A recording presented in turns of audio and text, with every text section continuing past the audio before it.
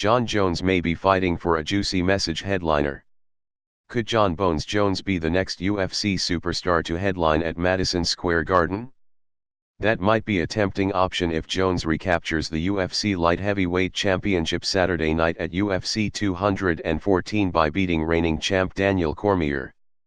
The UFC is expected to expand its fall schedule, which will include a return to the world's most famous arena. UFC President Dana White confirmed when the Floyd Mayweather-Conor McGregor World Tour stopped at Barclays Center earlier this month that the UFC would be returning to the Garden before the end of the year. UFC 215 is set for September 9 in Edmonton, Alberta.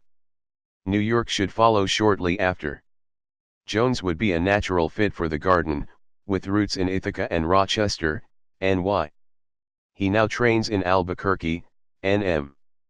His return to the top of the UFC popularity chart is initially dependent on his performance against Cormier, the reigning light heavyweight champion who lost to then-champion Jones in January 2015.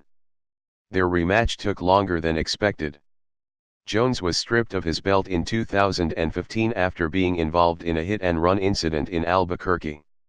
He previously was charged with DUI and tested positive for cocaine.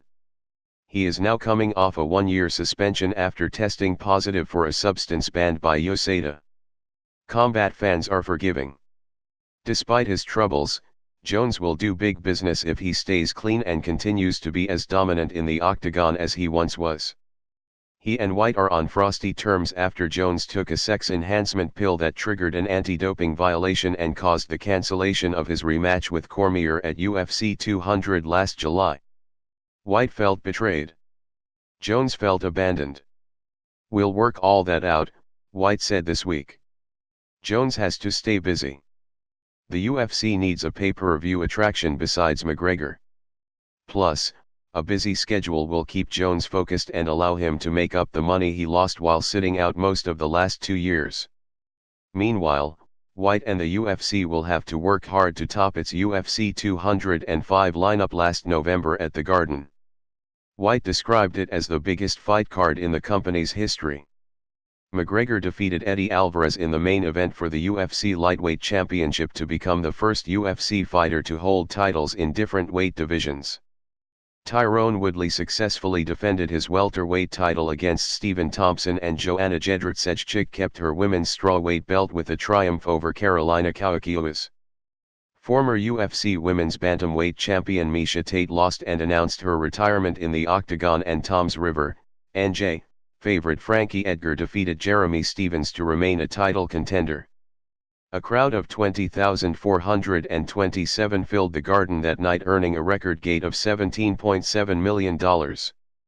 Edgar figures to be on the next Garden card, perhaps fighting for the featherweight title. Long Island middleweight Chris Weidman also could return after a recent win at NYCB Live at Nassau Coliseum. McGregor, the pay-per-view cash cow, figures to be unavailable after making $50 million $100 million boxing Mayweather. You might not see the Irishman back in the octagon until next year. White also has said the UFC would return to Barclays Center ASAP and promised to put together a more memorable card than the one held in Brooklyn last February. "I owe Brooklyn one. That's for sure," White said. "Our last showing wasn't the best. I owe Brooklyn a fight." UFC 208 at Barclays Center saw unknown Jermaine Delaware Randami defeat Holly Holm for the first women's 145-pound featherweight championship.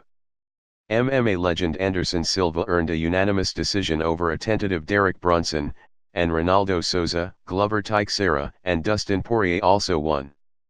The attendance was 15,628 for a gate of $2,275,105.